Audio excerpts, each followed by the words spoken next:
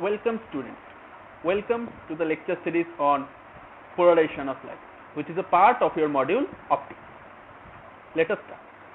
So in today's class, we are going to discuss about Fresnel's theory about optical activity. So in your last class, we have discussed about what is optical activity. Now Fresnel tried to describe the optical activity using his theory. So what is that? So he tells that any plane polarized light may be considered as resultant of two circularly polarized vibrations rotating in opposite direction, right circularly polarized and left circularly polarized. So it is true, you can always decompose a plane polarized light into two circularly polarized lights, one is right handed and one is left handed. Then what happens? The right circularly polarized and the left circularly polarized travels with different velocities inside the active medium. On passing through the crystal, some amount of phase difference, say delta, will be introduced between them. So as your right circularly polarized and left circularly polarized have different velocity inside the active medium, so there will be a relative phase difference between them. So on emergence from an optically active substance, the two circular vibrations recombine to give plane polarized light whose plane of vibration has been rotated depending upon the phase difference.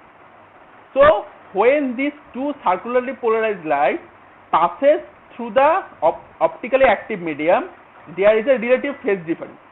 So due to this relative phase difference, so after the crystal, when it is coming out, they again recombine, they again give plane polarized light, but the plane has been rotated because there is a relative phase difference. So they gain a relative phase difference among them. That's why the plane of vibration rotated with respect to the initial one. So let it do it in with mathematics. Let's say the incident linear optical vibration at z equal to 0 be represented as x equal to 2a cos omega t. Now we can resolve this along two directions. One is x1 a cos omega t and y1 a sin omega t, which is left circularly polarized. You can check yourself that it will be left circular. Then x2 equal to a cos omega t and y2 equal to minus a sin omega t. So it will give you right circularly polarized. So we have resolved this linearly polarized light into one left circular and one right circular. Then what happens? So this vibration will travel with different velocities, resulting a relative phase difference between them. So let's say the relative phase difference is delta, and we have taken the right circular motion travels faster. So VR is greater than VL. So the velocity of right circular is greater than velocity of left circular. So there will be a relative phase difference delta. So what we have done? We have introduced our relative phase delta with this right circularly polarization. See, we have introduced the phase delta, extra delta term here. As a result, the resultant vibration will be, you can just sum up x1 and x2. So x will be 2a cos delta by 2 cos omega t plus delta by 2, and y will be minus 2a sin delta by 2 cos omega t plus delta by 2. So this will be the resultant vibration after coming out from the active medium. Now taking the ratio, we can write y equal to tan minus delta by 2 into x. It means it is a linearly polarized light, but whose direction of vibration makes an angle minus delta by 2 with the x-axis. So your vibration plane has rotated by an angle delta by 2. Now we can write the time difference between these two as L by VL minus L by VR. So L is the length of the active substance and VL and VR are the velocities.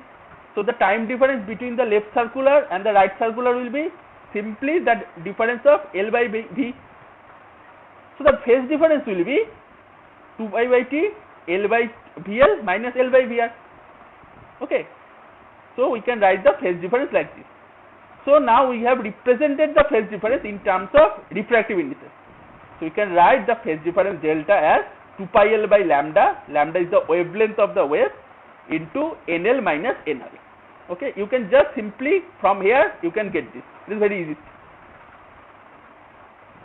Now we can write it as delta equal to, it is just another representation of the phase difference. Delta as 2 pi L into 1 by lambda L minus 1 by lambda R. So we can write it as also 2 pi L delta lambda by lambda square, where we have taken lambda L to be lambda and lambda to be lambda plus delta lambda.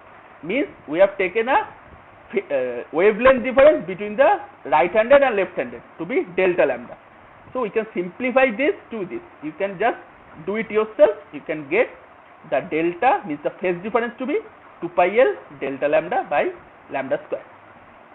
Thus the rotation of the plane of vibration is given by phi equal to delta by 2. We have calculated there is a rotation of tan delta by 2, means the angle will be delta by 2. So phi will be delta by 2.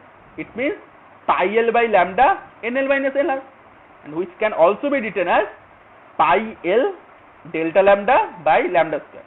Delta lambda is the wavelength difference by wavelength square. So this lambda is the wavelength. So what we have learned today about Fresnel's theory, how Fresnel has described the optical activity using his theory. Thank you.